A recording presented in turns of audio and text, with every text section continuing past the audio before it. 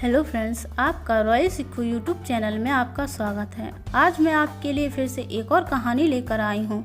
कहानी है मासूम से भक्त की एक सच्ची कहानी। शंकर एक अनाथ लड़का था। उसको जंगल में रहने वाले शिकारियों के एक गिरोह ने पाला था। उसके पास कोई शिक्षा भी नहीं थी। वह केवल एक ही चीज़ जानता था कि उसे कैसे जीवित रहना है, शिकार करना और उनको मारना तथा जंगलों के फलों को खाना और नदी के पानी को पीकर अपने आप को जीवित रखना जानता था। एक दिन वह अपना रास्ता भटक गया और उसने देखा कि कुछ लोग नदी के किनारे पर बने एक पत्थर की आकृति के चारों ओर जोर जोर से चिल्ला रहे हैं। कुछ लोग उस पर फूल, फल, नारियल चढ़ा रहे हैं। शायद उसने सोचा यह कोई मकान होगा जिससे लोग रहते होंगे, पर यह एक प्राचीन मंदिर था। लेकिन शंकर ने इसे पहले कभी नहीं देखा था, पर इसके बारे में जानने के लिए वह काफ़ी उत्सुक था। उसने तब तक इंतजार किया जब तक कि लगभग सभी लोग उस मंदिर से चले नहीं गए। अंत में उसने एक युवा लड़के को पत्थर की इमारत से बाहर आते हुए देखा और उससे बात करने का फैसला किया। और शंकर ने उससे अपने मन की बात बताई और कई सवाल पूछे। उसका पहला सवाल था, इस इमारत को क्या कहा जाता है? लोग अपने साथ क्या लाते हैं? फिर उन चीज़ों को अंदर वाली इमारत में क्यों छोड़कर वापस चले जाते हैं? चीज़ों को अपने साथ लाना और उन्हें अंदर छोड़कर वापस चले जाना। वह लड़का शंकर की अज्ञानता व मासूमियत पर बहुत ही हैरान था और उसके सवालों से चकित भी था। पर यह वह नहीं जानता था कि वह पास के जंगल में रहता है और शिकार करके ही अपना जीवन यापन करता है। लेकिन फिर भी उसके सवालों को जवाब देने की पूरी कोशिश की।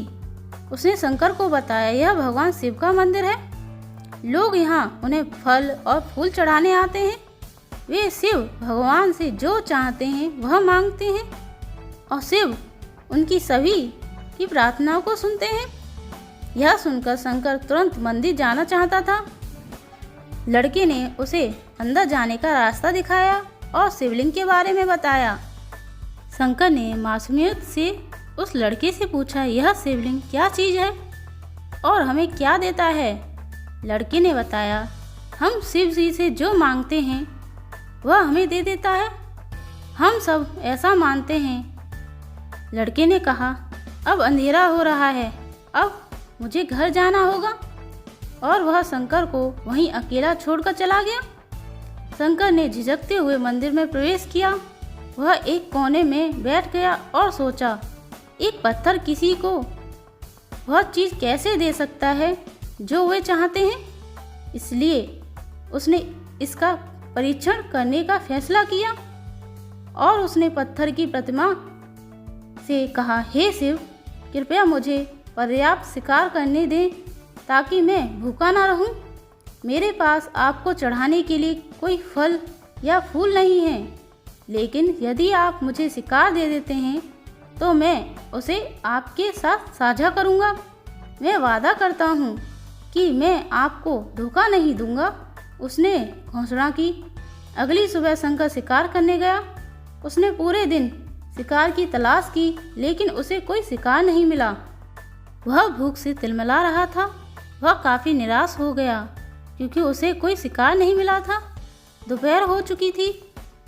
अब उसे लगने लगा कि मंदिर के लड़के ने उससे झूठ बोला था।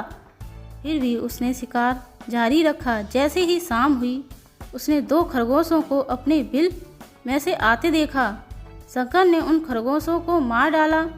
क्योंकि उसने शिव भगवान से वादा किया था कि वह अपने शिकार को साझा करेगा, वह मरे हुए खरगोशों में से एक के साथ मंदिर गया। देर हो चुकी थी और मंदिर सुनसान था। शंकर ने मंदिर में प्रवेश किया और जोर से कहा, कृपया आओ और अपना हिस्सा ले लो प्रभु, आपके लिए मैं लाया हूँ। वह वहाँ बैठ गया और अंधेरा होने तक प्रतीक्षा करने लगा, लेकिन भगवान प्रकट नहीं हुए। शंकर को भूख और नींद आने लगी और उसने खरगोश को मंदिर में छोड़ने का फैसला किया। अगली सुबह जब लोग मंदिर पहुंचे तो उन्हें शिवलिंग के सामने मरा हुआ खरगोश मिला। भक्त बहुत परेशान थे। यह यहाँ कौन लाया है? उसने हमारे मंदिर को अपवित्र करने की हिम्मत कैसे की? उन्होंने खरगोश को बाहर फेंक दिया। अगले दिन शंकर अपनी भूख मिटाने के लिए जंगल में शिकार करने गया, लेकिन इस बार उसकी किस्मत अच्छी नहीं थी और उसे शिकार भी नहीं मिला। उसने सोचा आज रात को मंदिर जाना चाहिए और शिव से पूछना चाहिए कि उनको खरगोश का भोजन कैसा लगा। शंकर यह पूछने के लिए मंदिर गया। वह जब मंदिर पहुंचा तो उसके आश्चर्य का ठिकाना न रहा। उस रात मंदिर में काफ़ी लोगों की भीड़ लगी हुई थी। शिवरात्रि की रात थी, लेकिन अबोध शिकारी लड़के को इस बारे में कुछ पता ही नहीं था। शंकर ने चारों ओर देखा और उस युवा लड़के को देखा जिसने उसको मंदिर के अंदर शिव की प्रार्थना करने के लिए कहा था। क्योंकि उसे इतने सारे लोगों के आसपास रहने की आदत नहीं थी, उसने वहीं रुकने का फैसला किया और पास के एक बेल के पेड़ पर चढ़ गया। यह एक लंबा इंतजार था और समय बीतने के लिए उसने पेड़ के पत्ते तोड़कर जमीन पर फेंकना शुरू कर दिया। उस अज्ञात पेड़ के नीचे एक छोटा सा शिवलिंग था जिसकी पूजा लंबे समय से नहीं की गई थी। शंकर के द्वारा फेंके गए बेलपत्र उस शिवलिंग पर गिरे। शंकर भजनों में मंत्रमुग्ध हो गया और धीरे धीरे साथ में गाना और मंत्र का जाप करना शुरू कर दिया। रात भोर में बदल गई और सभी भक्त मंदिर से चले गए। शंकर पेड़ से उतरा और मंदिर में प्रवेश किया। उसने देखा कि शिवलिंग की आंखों पर लाल निशान थे। वे कुमकुम से थे जो लोग उन्हें चढ़ाए थे, लेकिन शंकर को यकीन था कि शिव को उनकी आंखों में परेशानी हो रही है। उसने शिव की खेदजनक स्थिति के रूप में जो कुछ भी महसूस किया उसके लिए उसे बहुत दुख हुआ। वह उनकी मदद करना चाहता था। उसने सोचा शिव यहाँ अकेले रहते हैं और बीमार होने पर उनकी देखभाल करने वाला कोई नहीं। जब तक भक्त उनसे मिलने नहीं आते उन्हें भोजन भी नहीं मिलता। शंकर ने एक रात पहले भक्तों को शिवलिंग पर जल चढ़ाते देखा था। प्रभु को ठंड लग रही होगी, शायद वह कांप रहे होंगे। उसने सोचा आखिरकार वह केवल पत्तियों से ढके हुए हैं। तो उसने शिव से पूछा, मेरे स्वामी, मैं आपकी क्या मदद कर सकता हूँ?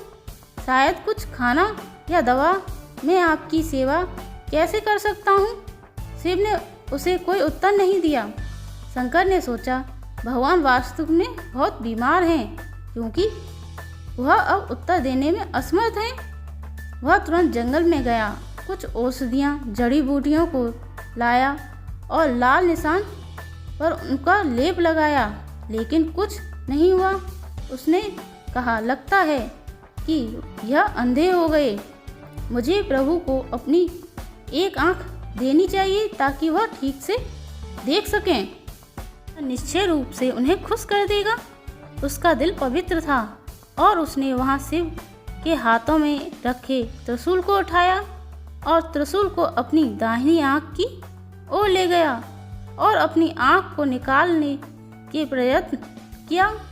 शंकर अनपढ़ था, उसे मंत्रों या पूजा करने का कोई ज्ञान नहीं था, लेकिन उसकी भक्ति की कोई सीमा नहीं थी। जैसे ही वह अपनी आंख निकालने वाला था, शिव अपनी पत्नी पार्वती के साथ प्रकट हुए।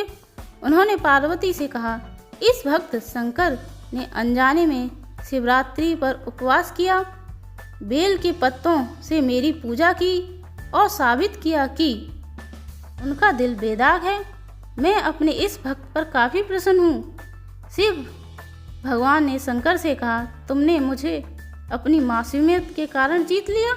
प्रभु ने मुस्कुराते हुए कहा, लोग मुझ पर हर समय वादे करते हैं, लेकिन जैसे ही उन्हें वो मिल जाए तो उन्हें चाहिए वो भूल जाते हैं। दूसरी ओर तुमने मेरे साथ एक सच्चे इंसान की तरह व्यवहार किया।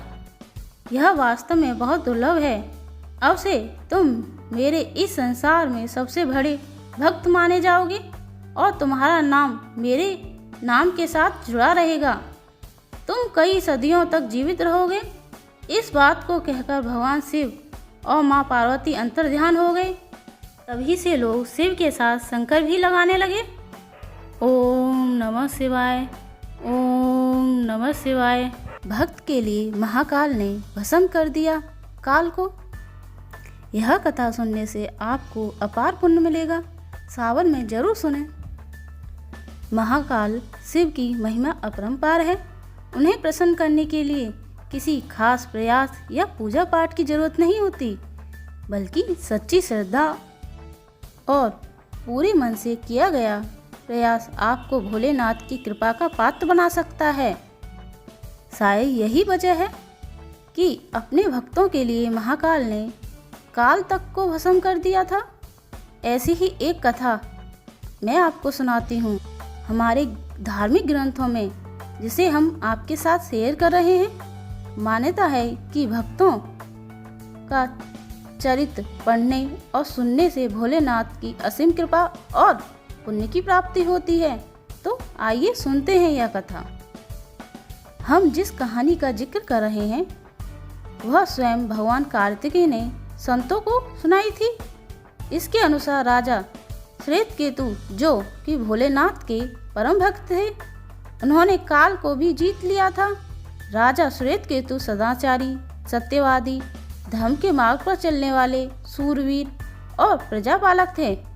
वह अत्यंत ही निष्ठा और प्रेम भाव से प्रजा का पालन और आस्था और श्रद्धा भाव से शिवजी भक्ति करते थे। उनके इस भक्ति भाव से महाकाल अत्यंत प्रसन्न थे। उनकी कृपा से श्वेतकेतु के राजा के लोग दुख, दरिद्रता, अकाल मृत्यु और महामारी से अछूत थे। तो आइए सुनते हैं यह कथा। एक दिन जब राजा श्वेतकेतु का जीवन काल समाप्त होने को था और वह भोलेनाथ जी की आराधना में लीन थे, तब चित्रगुप्त ने यमराज से कहा कि राजा श्वेतकेतु की आयु अब पूरी हो चुकी है, अब उनके प्राण हरने का समय है। तब यमराज ने अपने दूतों को आज्ञा दी कि जाएं और श्वेतकेतु के प्राण हर लाएं। यमदूत राजा श्वेतकेतु के पास पहुँचे तो वह शिव मंदिर में थे। दूत बाहर ही खड़े हो गए। श्वेतकेतु गहरे ध्यान में थे।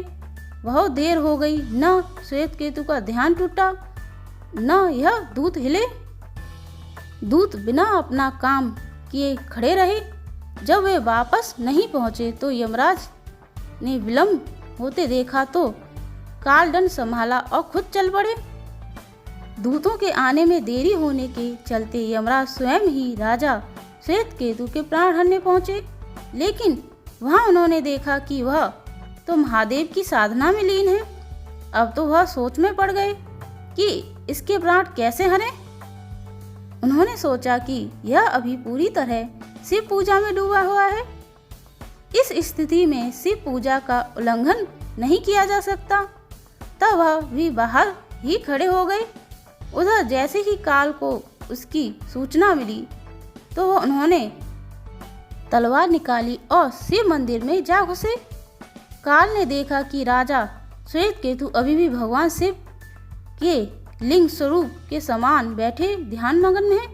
वह झटपट आगे बढ़ा और जैसे ही उसने राजा श्वेतकेतु का सिर काटने के लिए तलवार उठाई, शिव ने अपना तीसरा नेत्र खोलकर काल की ओर देखा। भोलेनाथ का तीसरा नेत्र खुलते ही काल वहीं राजा श्वेतकेतु के सामने जलकर भस्म हो गया। थोड़ी देर बाद जब राजा श्वेतकेतु का ध्यान टूटा, उन्होंने अपनी आंखें खोली तो राख में बदले चुके काल को देखा। उन्हें चिंता हुई कि यह कौन है और क्या है। श्वेतकेतु ने भगवान शिव से पूछा, हे भोलेनाथ, यह किसकी राख है?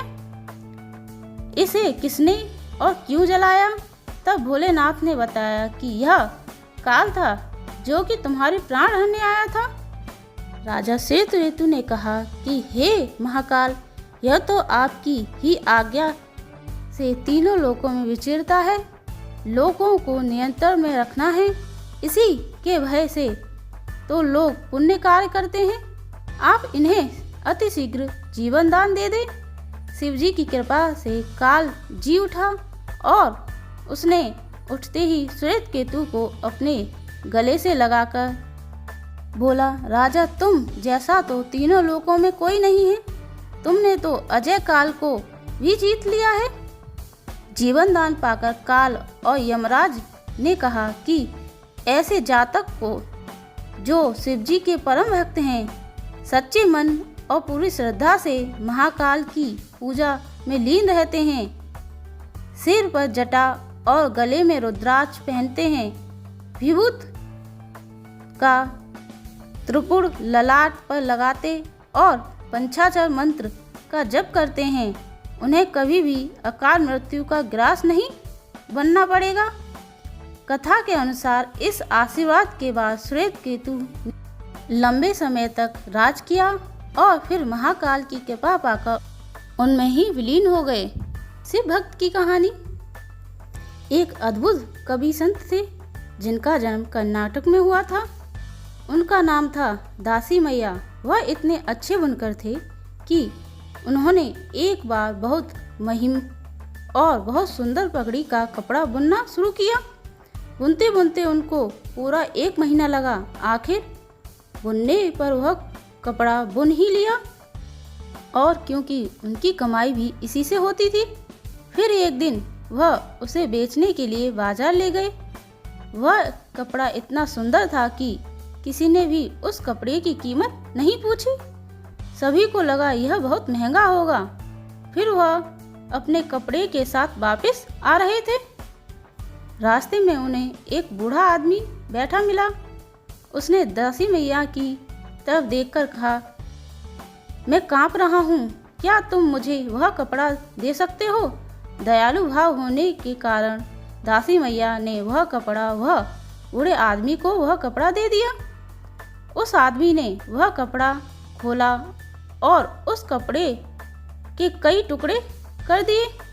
एक टुकड़ा उसने अपने सिर पर बांध लिया, दूसरा अपनी छाती पर और 2 टुकड़े अपने पैरों पर और हाथों पर बांधकर बैठ गया। दासी मैया सब देखते रहे। अचानक से बूढ़ा आदमी ने पूछा, क्या कोई दिक्कत है? दासी मैया बोले, नहीं, बस यह कपड़ा बस आपका ही है, आप जो चाहे कर सकते हैं। फिर दासी मैया उस बूढ़े आदमी को अपने घर खाने खिलाने के लिए ले गई, लेकिन घर पर खाने के लिए कुछ भी नहीं था। अतिथि को देखकर उनकी पत्नी बोली, घर में इतना खाना भी नहीं कि आप खा सकें, और एक और मेहमान को साथ ले आए। दासी मैया फिर परेशान होकर कहा, चलो मेरा छोड़ो, घर में जो भी है तिल फूल उसे बनाकर ले आओ। तो फिर क्या था, अपने भक्त को ज़्यादा परेशान नहीं देख पाए। वह बूढ़ा आदमी और कोई नहीं, भगवान शिव थे। वह दासी मैया की हालत देखकर वास्तविक रूप में आ गए। फिर भगवान शिव एक मुट्ठी चावल उनके अनाज के बर्तन में डाल दिया। वह बर्तन अक्षत बन गया, भाव कि जिसकी कभी अंत न हो। उस बर्तन में फिर कभी भी अनाज खत्म नहीं हुआ, यानी वह कभी खाली नहीं हुआ। दासी मैया और उनकी पत्नी ने उस बर्तन से बहुत लोगों की मदद की कि यानी बहुत दुखों को खाना खिलाया और स्वयं भी उससे ही भोजन पाया। यह था दासी मैया की कथा। उनकी भक्ति, कविताएं और उनकी अनुपस्थिति में कई लोगों को दारुपत्ती किया गया, कई लोगों के हृदय परिवर्तन किया। इस वजह से लोग दारू मैया को देवरा दासी मैया कहने लगे। देवरा के भाव अर्थ यह है कि जो ईश्वर का है। भोलेनाथ को पहनने के लिए कुछ ज़्यादा यत्न करने की भी जरूरत नहीं पड़ती। बाबा तो बस प्रेम की डोर से खिंचे चले आते हैं। मन के अच्छे भाव, हृदय में प्रभु का नाम हो, सबको एक ही दृष्टि से देखा जाए और यह सोचा सब शिव के अंश हैं। ओम नमः शिवाय। ओम नमः शिवाय। कहानी सुनने वालों कमेंट करके बताएं आपको यह कैसे लगी, और कथा और कमेंट में ओम नमः शिवाय लिखना ना भूलें। दोस्तों के साथ शेयर करना ना भूलें। हर हर महादेव। आपको अलौकिक कहानी कैसी लगी कमेंट करके बताएं, और ऐसी अलौकिक कहानी सुनने के लिए मेरे चैनल को सब्सक्राइब करें। Thank you.